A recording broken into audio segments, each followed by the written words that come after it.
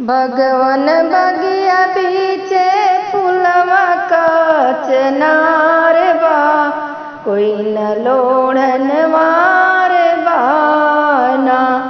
भगवन बगिया बीचे, भगवन बगिया बीचे फूलवा कचनार बा, कोई न लोढ़न वार बाना।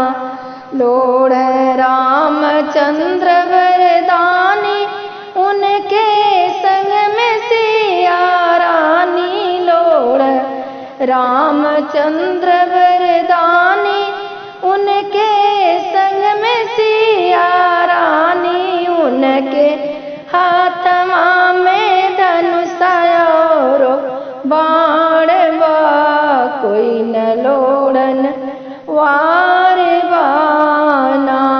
उनके हाथवा में, उनके हाथवा में धनुष और बाण बा, कोई न लोढ़न वार बाना। लोढ़ कृष्ण जी वरदानी, उनके संग में राधा रानी। लोढ़ कृष्ण जी वरदानी, उनके संग में राधा रानी। उनके मुखवा पे मुरली कतान बा, कोई न लोढ़न वार बाना।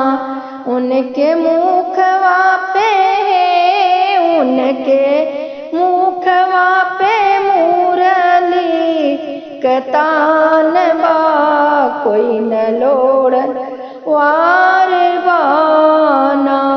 भगवन बगिया बीचे फूलवा कचनार बा, कोई न लोढ़न वार बाना।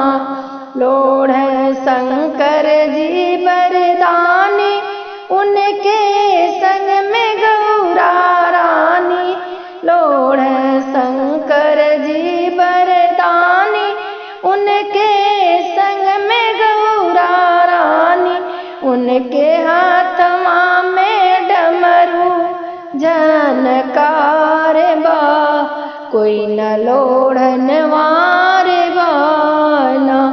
उनके हाथवा में है, उनके हाथवा में डमरू झनकार बा, कोई न लोढ़न वार बाना।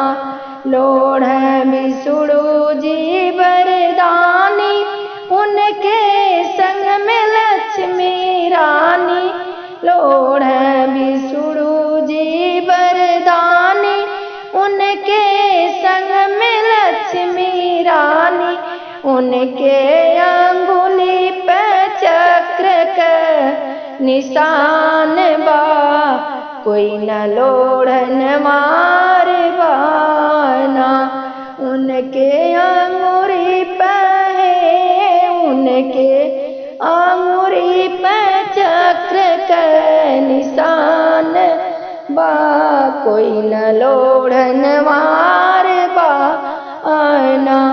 भगवन बगिया बीचे, हाँ भगवन बगिया बीचे फूलवा कचनार बा, कोई न लोढ़न वार